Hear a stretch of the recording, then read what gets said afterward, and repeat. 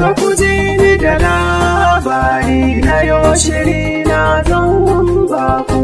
abinda an ka gudurta shi ban so ciki kun yau shakku kowa da kaddara kwai tashi sai gashi yau ni na narku shiga so ban shirya ba kallo na farko na yiwa hira da labarin kauna suna da daɗi kwijina batu na nasmar zan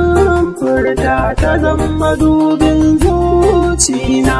duk wanda so ya kama shi shirin shiga yayyo auna domin kwaso kauna cikinsa an ke kokawa ina akwarya a ɗakina sai an ka aiko ne mana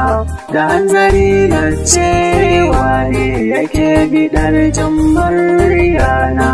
tana waje aka furta min na je gare ta matangana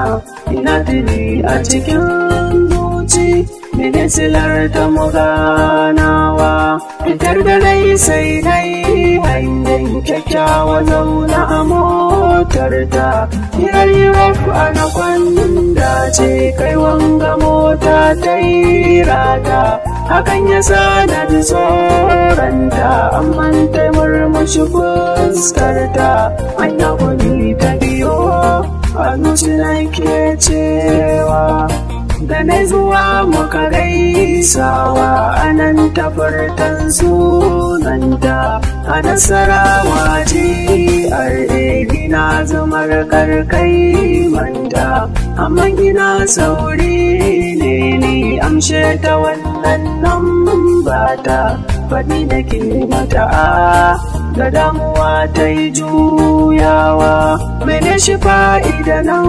barki idan na amsa mai zanyi faɗan buƙatar zucinki don ban buƙatar juyaye a yanzu zan je zurot ne in kage amsa zan bulayi mu kai musayar nan mu ina jiran ta kirawa gida na koma na yi zaune tunanin zuciya ya harbu mene take son furta min Allah ya sa dai ba aibu kira na sallah ta ni bayan idarwa ga dambu na sashi baki na ɗan tauna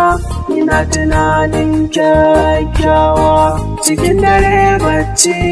ban ba sai ga wayata ta yi ringin na sallama na yi farawa domin a zuciya kwai zugin yarda da so na ta ke so na gamsu za ta rike sayin ba zan bari kai kuka ba wasa na kauna kai zanwa cikin dakika na yarda mun zama dai kullum tare tana gaya min ni dai ne akai na za ta yi bore shugar da muka yi ta yi huda luluf ta yi kore farin ciki a cikin ranmu batun gari sai kun yabawa a yanzu na martai nisa ko na kira ba na sama da magida na su ban sanci bare na je in dan nema rashin ganin ta bada dan rai jiki na duk yayo rama ina ki taho